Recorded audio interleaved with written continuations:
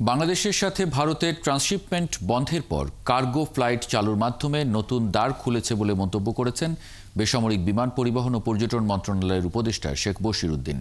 সিলেট বিমানবন্দর থেকে ইউরোপের উদ্দেশ্যে প্রথম কার্গো ফ্লাইটের উদ্বোধনী আয়োজনে একথা বলেন তিনি। উপদেষ্টা আরও বলেন, আওয়ামী লীগের দায় নেবে না অন্তর্বর্তী সরকার।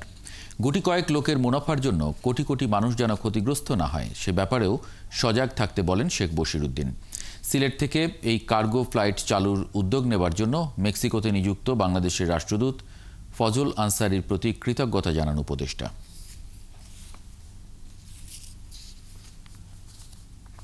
অত্যন্ত আনন্দ ও গর্ব কৃতজ্ঞতার সঙ্গে এই মঞ্চে উপস্থিত হয়েছি।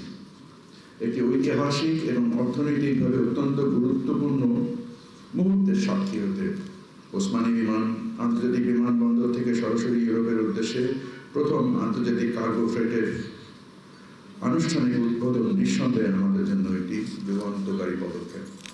I am very happy to say as I was flying to Sylhet, আমি একজন কার্গো অপারেটরের সাথে কথা বলছিলাম এবং উনি প্র্যাকটিক্যালি দেখাচ্ছিলেন যে আমাদের গত মাসের থেকে এই মাসে অলরেডি 37% ঢাকা থেকে ইউরোপে খরচা কমেছে এবং প্রায় 13% আমাদের ঢাকা থেকে যুক্তরাষ্ট্রের খরচ কমেছে।